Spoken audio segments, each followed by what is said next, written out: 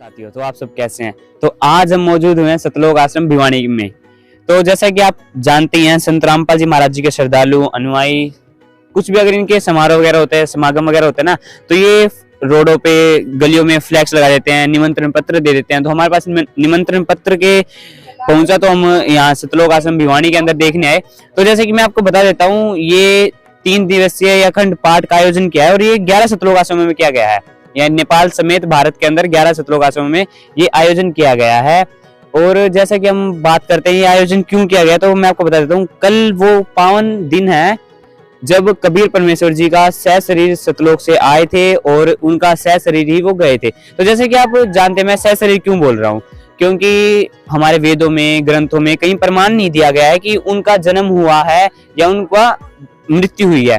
तो हम इसीलिए कह सकते हैं कि वो अवतरण लिया था उन्होंने और वो सह शरीर ही गए थे। तो कल वो पावन दिन है, तो कल संत गरीबदास जी की वाणी का जो अखंड पाठ है वो पूरा होगा। और अभी हम पहुंचे सतलोक आश्रम भिवानी में, तो हमारे साथ बने रहे, हम आपको अंदर सतलोक आश्रम की फुटेज दिखाएंगे। और जैसे कि हम एक बात करते हैं कि सतलोक आश्रम में हमने सुना था कि यहाँ पे देसी घी में सब कुछ बनता है। ठीक है, तो मैं कैमरामैन से दिखाऊंगा एक बार, यहाँ पे डेकोरेशन वगैरह का दिखाइए, कितनी लाइटिंग वगैरह कर रखी है। और हम सतलोक आश्रम के अंदर जाकर देखेंगे कि क्या सच में ही वहां पे देसी घी में ही सब कुछ बनाया जा रहा है, जो खाने पीने का जो प्रबंध किया गया है वो कैसा किया गया है। तो हम अंदर चल के आपको सारी चीजें का दिखाएंगे।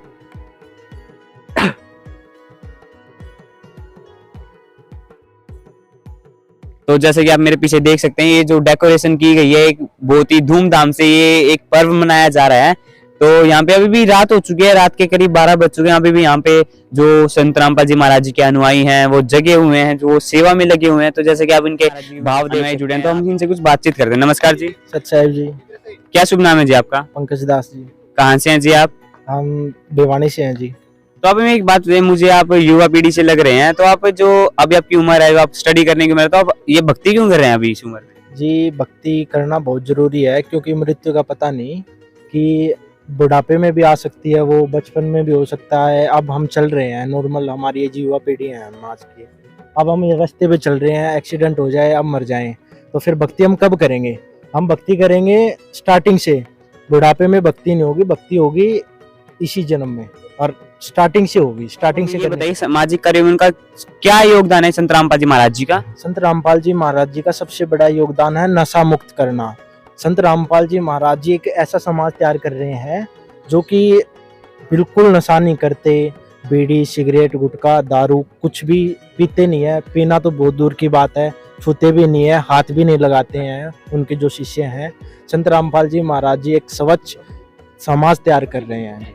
तो जैसे कि हमने पहले भी सुना था कि संत रामपाल जी महाराज जी की जो अनुयायी है वो नशा नहीं करते और ना ला के भी नहीं देते, क्यों? तो क्या आप इस बात में कितनी सच्चाई है?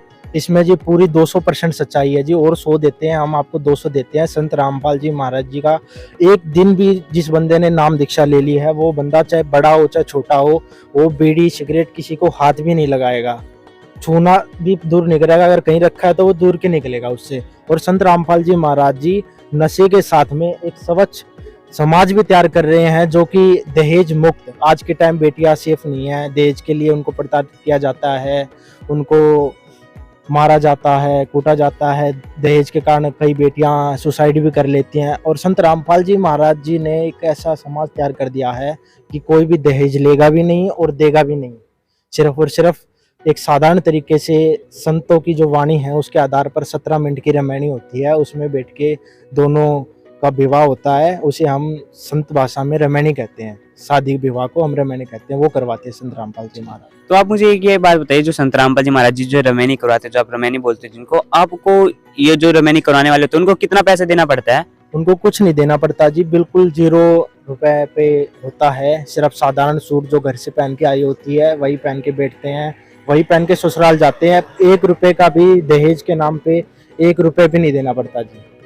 और आप हमें ये बताइए, अभी हम समागम की कुछ बात कर रहे हैं, यहाँ पे 3 दिवसीय अखंड पाठ का आयोजन हुआ है, तो यहाँ पे हमने सुना था निमंत्रण पत्रों में लिखा हुआ था कि यहाँ पे देसी घी का भंडारा स्टार्ट हो रहा है। हाँ जी, शुद्ध देसी घी से भंडारा बनता है। 3 दिवसीय भंडारा है जिसमें पूरे समाज को निमंत्रण पत्र दिए गए हैं, बांटे गए हैं।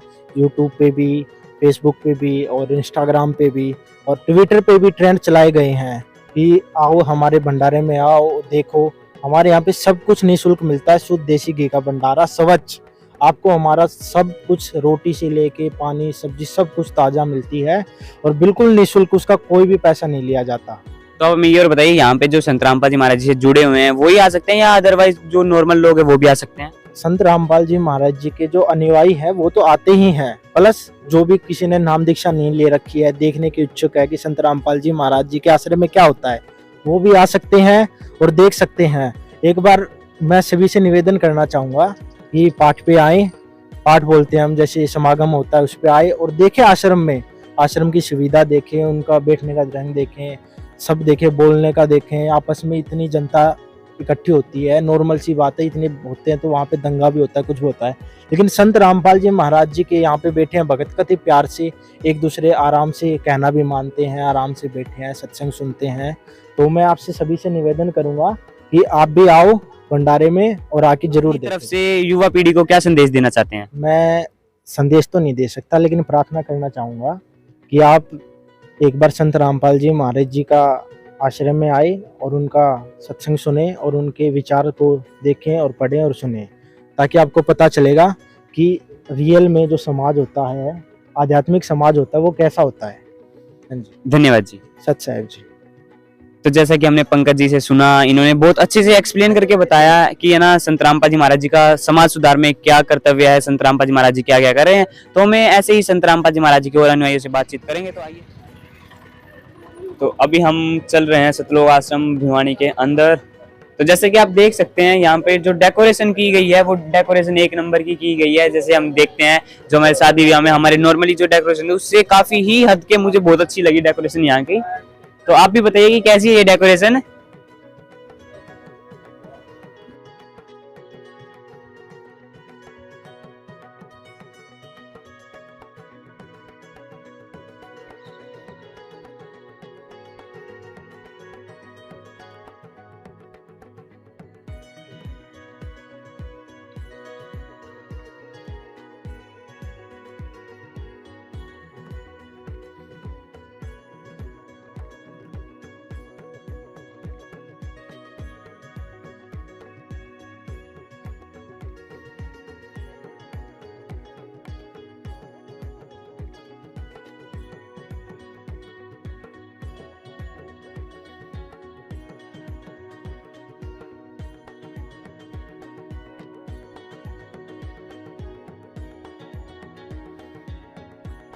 सतलोक आश्रम के अंदर मौजूद है और यहाँ पे भक्तों के लिए भंडारा लिखा हुआ है।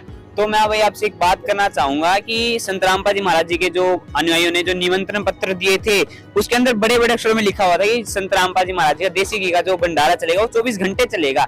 ठीक है, तो इस बात में भाई मुझे तो सच्चाई पूरी लग रही है, क्योंकि अभी रात के 12:30 बज चुके हैं और आप देख सकते हैं कि अभी तक लोग जो है ये संत रामपाल जी महाराज जी के वॉलेंटियर अभी तक सेवा कर रहे हैं और यहाँ पे अभी कुछ लोग भंडारा करते हुए हमें दिखाई दे रहे हैं। तो हम यहाँ पे कुछ जानकारी लेंगे, कुछ भक्तों से हम बातें करेंगे कि ये संत रामपाल जी महाराज जी का जो 24 घंटे भंडारा चल रहा है।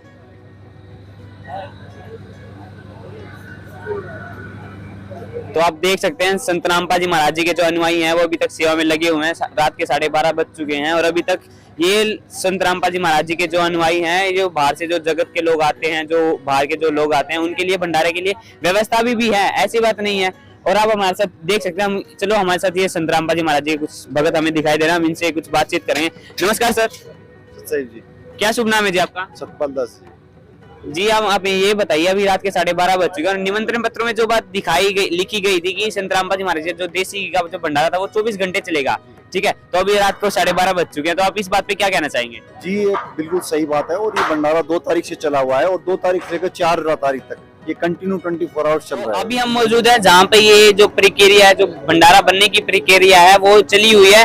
तो हमारे साथ ये संत रामपाल जी महाराज जी के जो अनुयायी हैं वो जुड़ रहे हैं, जो संत रामपाल जी महाराज जी के हमें जो भगत हैं वो सेवा करते हुए नजर आ रहे हैं। तो हम यहाँ पे कुछ एक से एक क्वेश्चन करेंगे। ठीक है, तो हमारे साथ ये संत रामपाल जी महाराज जी के जो भगत जुड़े हैं इनसे हम कुछ बातचीत करते हैं। नमस्कार सर।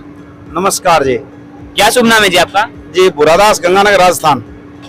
तो अब हमें ये बताइए, जो संत रामपाल जी महाराज जी का जो ये भंडारा बन रहा है ये क्या प्योर देसी घी के अंदर बन रहा है? हाँ जी, वीटा का प्योर देसी घी है, आप देख सकते हो।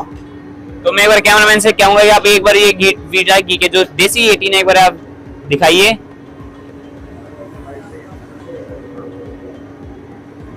तो भगत जी आप हमें ये बताइए, जो ये प्रक्रिया चल रही है ये कितने समय से चल रही है? ये जी पिछले 5 दिनों से लगातार हमारे 200 हलवाइयों और हेल्पर की टीम लगी हुई है लगातार, जो सतगुरु देव जी बंदी छोड़ रामपाल जी महाराज जी की दया से